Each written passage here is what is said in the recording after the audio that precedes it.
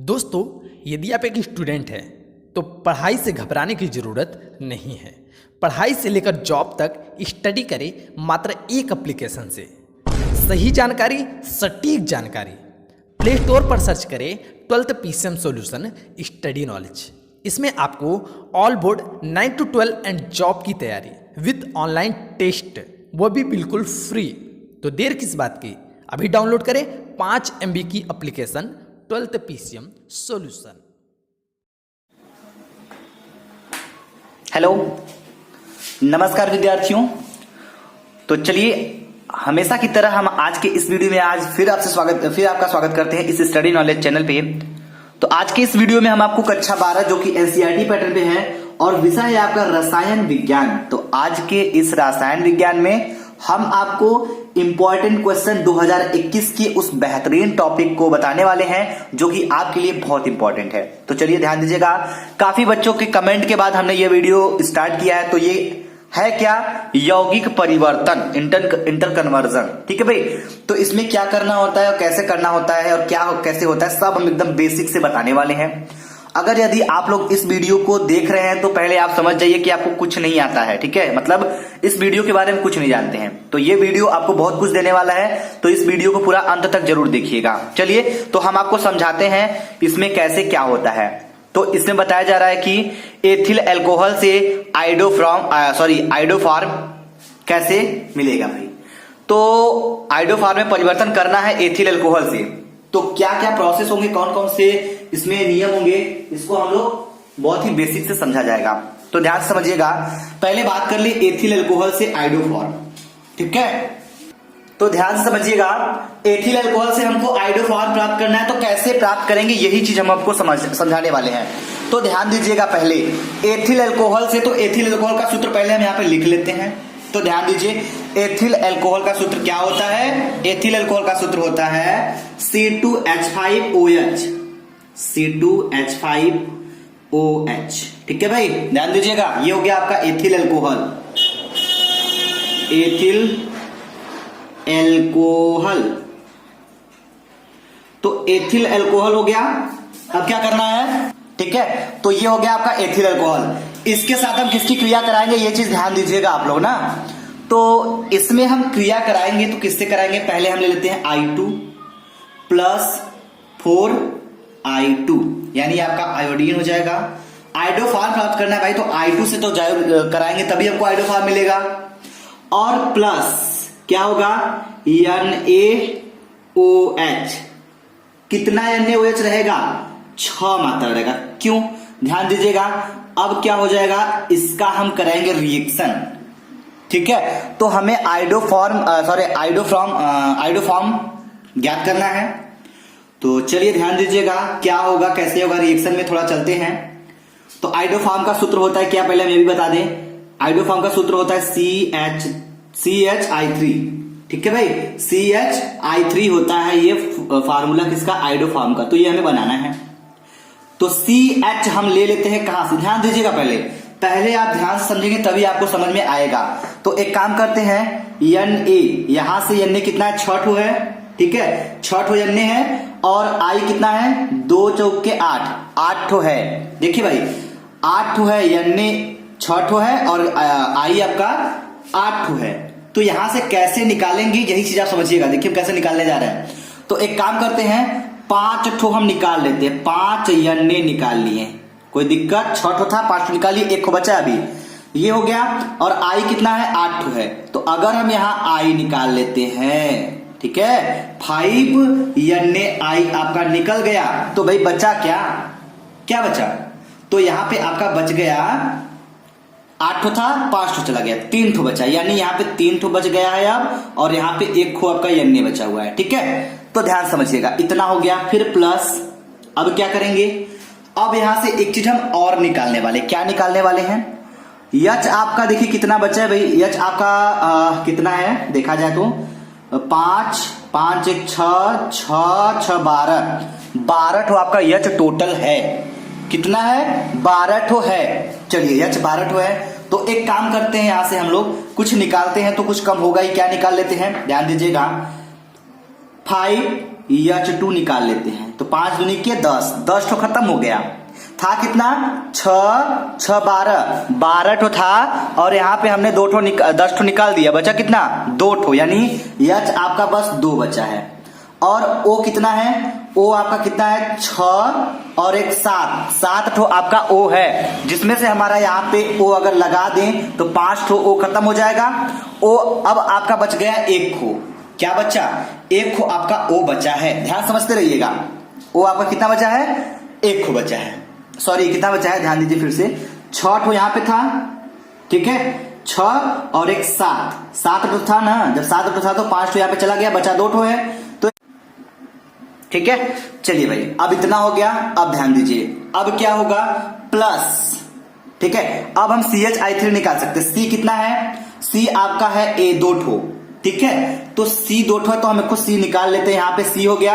H आपका 2 बचा है तो 1 को H भी यहां ले लेते हैं, और I कितना है, I आपका 3 बचा है ना, तो I3 लगा देते हैं। देखिए CH3 आपका निकल गया जो आपका बनाना था, यानी आइडो फार्म आपको बन चुका है। अब प्लस करके निकल क्या रहा है उसको निकाल देते हैं, तो निकल रहा है आपका क्या, H आपका 2 ठो था, 1 को बचा है, H हो गया।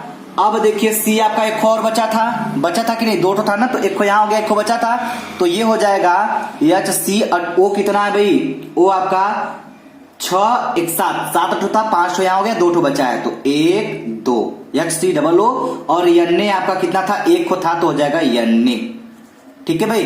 तो ध्यान दीजिए ये आपका बन गया HCOO। और हमें जो बनाना था मेन चीज यहाँ पे देखिए, यही आपको करना था जो आपको प्राप्त करना था, एथिल अल्कोहल से आइडो फॉर्म।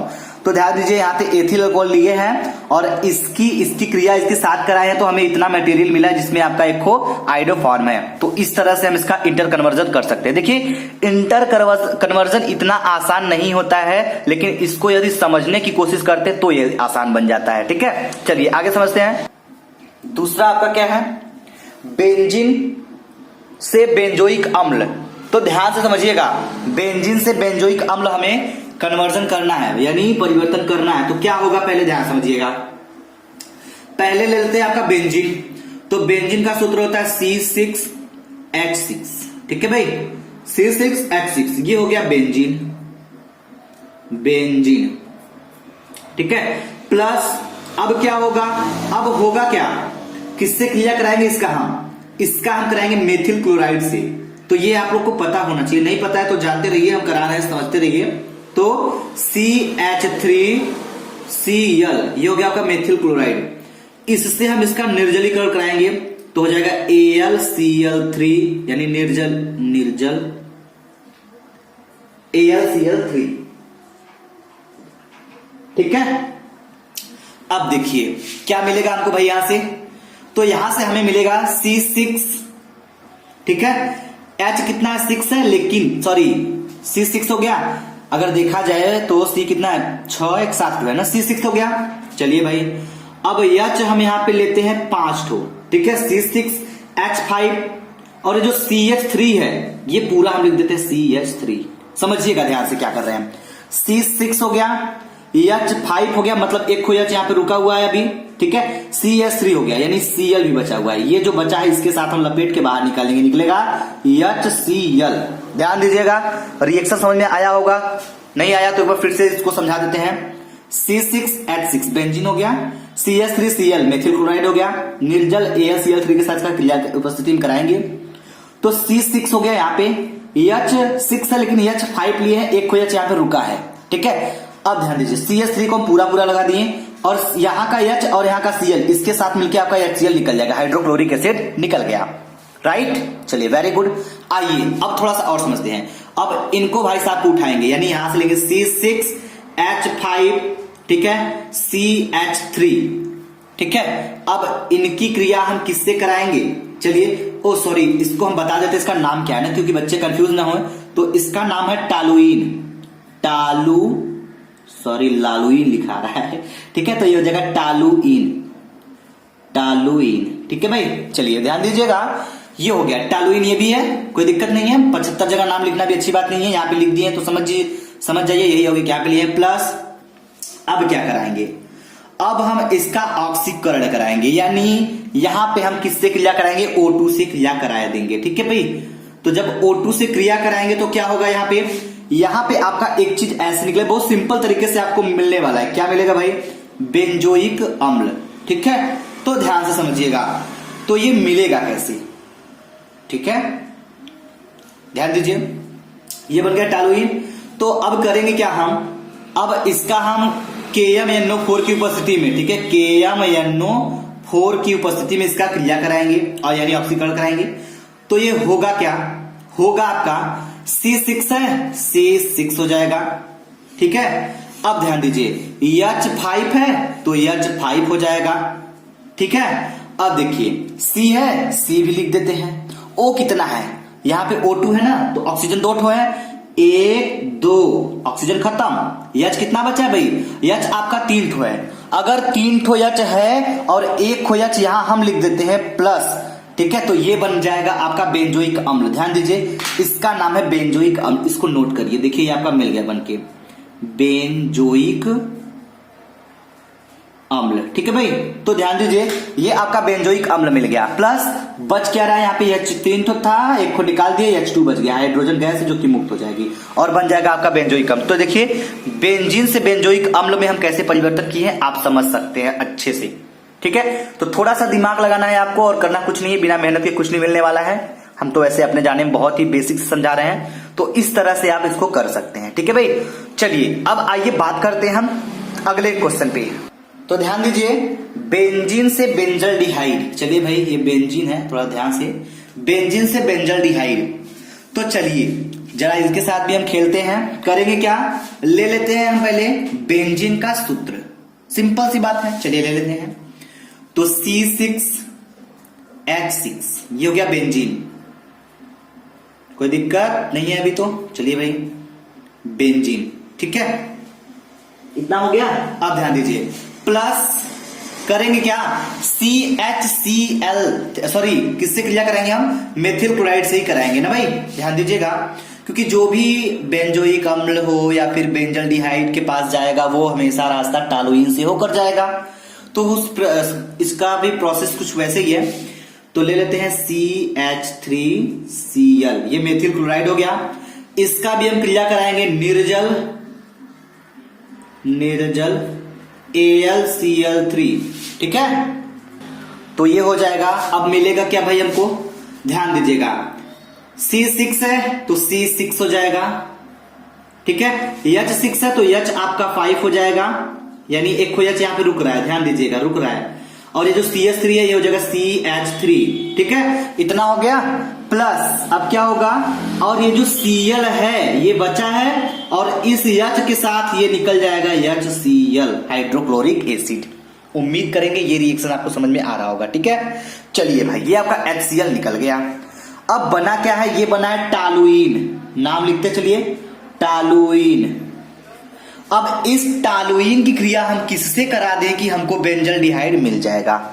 चलिए तो करा देते हैं किसी के साथ क्या, जिसके साथ होना चाहिए। तो ले लेते हैं हम पहले बेंजल्डिहाइड, सॉरी टॉलुइन को। तो C6, ठीक है, H5 CH3 प्लस किसके साथ करानी है भाई? चलिए करा देते हैं। तो इसका भी क्रिया हम कुछ किसके साथ कराएंगे O2 के साथ। ठीक है, समझ में आ रही बात? ध्यान दीजिएगा, यही निकालने का थोड़ा तरीका आप समझ जाएंगे ना तो बस समझ जाएंगे। देखिए यही पास में ऐसा ही हमने एक रिएक्शन आपको बताया जहां पे बेंजोइक अम्ल बन गया था। अब यहाँ पे बेंजल्डिहाइड बनाना है तो अपने हिसाब से थोड़ा मैनेज करना होगा, लेकिन उपस्थिति थोड़ा ध्यान दीजिएगा। यहाँ पे ऑक्सीकरण होगा लेकिन उपस्थिति होगी किसकी? उपस्थिति होगी यहाँ पे CrO2Cl2। ठीक है भाई, चलिए अब ध्यान दीजिएगा होगा क्या? C6 है, C6 हो गया। H5 है, H5 हो जाएगा। ठीक है, अब CH3 है, ध्यान से समझिएगा, यही समझना है आपको। तो CH है तो H कितना है? 3 है ना, तो C को लिख देते हैं। ठीक है, C हो गया। H 3 तो एक को H यहां पे लिखते हैं और 2 H अभी हम निकाले। देखो H 3 है ना, तो एक को लिखे हैं और फिर उसके बाद ये जो O है आपका, इसको हम लिख देते हैं यहाँ पे O, CHO। ठीक है, इतना समझ में आया। और बाकी आपका निकल रहा है क्या? यहां से निकल जाएगा आपका एक ठो दो ठो है तो ये निकल जाएगा, ठीक है। क्या निकलेगा? OH आपका निकल जाएगा, ठीक है भाई। चलिए, तो उम्मीद करेंगे आपका ये जो मिला है यौगिक, इसी का नाम है बेंजल्डिहाइड। तो इसका नाम लिख दीजिए बेंजल्डिहाइड, ठीक है। चलिए आगे एक चीज आप लोग ध्यान दीजिएगा, यहाँ पे O2 नहीं रहेगा, सिर्फ ऑक्सीजन रहेगा, सिर्फ O रहेगा ना। तो ये ऑक्सीजन रहेगा और यहाँ पे केवल आपका H2 निकलेगा, ना कि O भी। O आपके साथ इसके साथ जुड़ जाएगा, एक ही हो रहेगा तो इसके साथ जुड़ जाएगा, ठीक है। बाकी सेम प्रोसेस वही रहेगा। आइए आगे बढ़ते हैं, यहीं पे आपको डाउट होने वाला था, यही क्लियर कर दिए। तो ये कुछ नहीं है बल्कि H2 आपका बस निकल रहा है, यहाँ पे एक ऑक्सीजन नवजात ऑक्सीजन है जो कि इसमें ऐड हो जाएगा, ठीक है। आइए आगे देखते हैं, बेंजीन से एसीटोफिनॉन। चलिए भैया, बेंजीन से एसीटोफिनॉन हमें कैसे मिलेगा? तो सिंपल सी बात है, ले लेते हैं पहले क्या, ले लेते हैं पहले हम बेंजीन। तो बेंजीन की जो संरचना सूत्र होती है क्या होती है? ये होती है बेंजीन की संरचना सूत्र, ठीक है, बेंजीन, ठीक है। प्लस क्या करेंगे हम अब हम इसकी क्रिया कराएंगे एसिटिल क्लोराइड से। तो एसिटिल क्लोराइड का सूत्र क्या होता है? ये होता है CH3, ठीक है, COCl, एसिटिल क्लोराइड हो गया। चलिए, तो ध्यान दीजिएगा, अब क्या करेंगे हम लोग? मार्क ऑफ रिएक्शन, ठीक है। अब हम इसको करेंगे क्या, इसकी शुष्क AlCl3 की उपस्थिति में क्रिया कराएंगे, AlCl3। तो ध्यान दीजिए, एसिटोफिनॉन मिलेगा कैसे? अब इसके साथ कराएंगे तो होगा क्या? पहले तो ये संरचना आपकी बनी रहेगी। चलिए भाई, ये संरचना बन जाती है आपकी।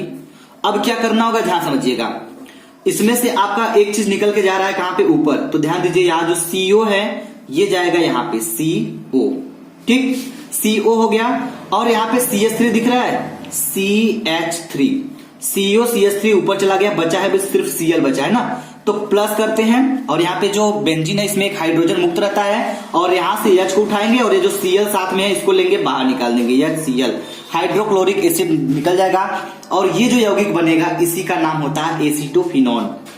तो एसीटोफिनॉन, ठीक है। चलिए, उम्मीद करेंगे कि आपको ये समझ में आ रहा होगा।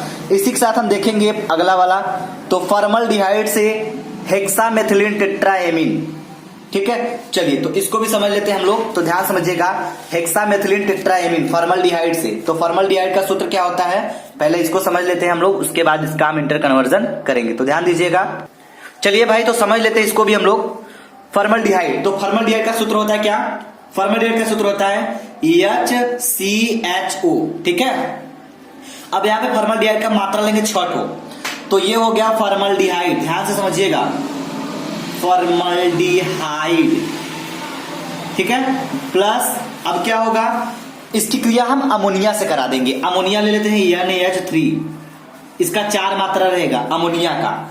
तो जब हम अमोनिया की क्रिया फॉर्मल्डिहाइड से कराते हैं तो हमको मिलता है क्या? Hexamethylene tetraammine. तो ये हो जाएगा क्या, ध्यान समझिएगा, तो ये हो जाएगा CH2, ठीक है, CH2, इसका 6 हो जाएगा और हो जाएगा N4। इसी का नाम होता है हेक्सामेथिलीन टेट्राएमीन।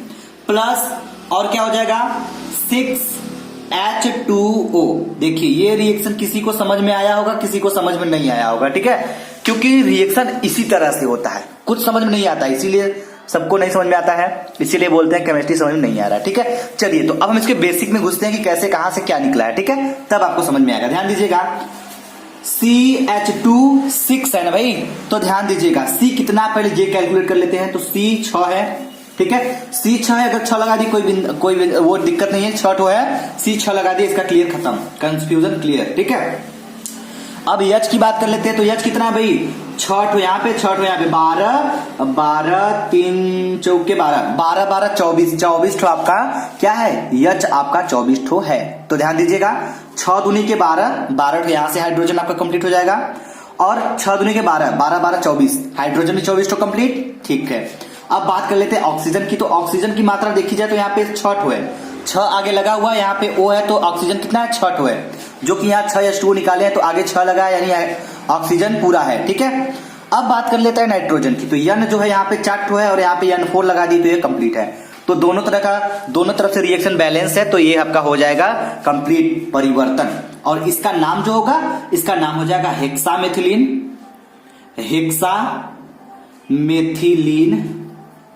Methylene tetraammine. ठीक है भाई, चलिए उम्मीद करेंगे कि आपको समझ में आ गया होगा। चलिए, यदि आपको ये वीडियो समझ में आया तो प्लीज वीडियो को लाइक करिएगा, शेयर करिएगा, और जिन्होंने अभी तक हमारे राजन क्लासेस चैनल को सब्सक्राइब नहीं किया वो चैनल को सब्सक्राइब कर लेंगे। और चलिए फटाफट बेल आइकन को प्रेस कर लीजिएगा ताकि आने वाली वीडियो की हर नोटिफिकेशन आप तक पहुंचती रहे। Thank you very much. जय हिंद, जय भारत।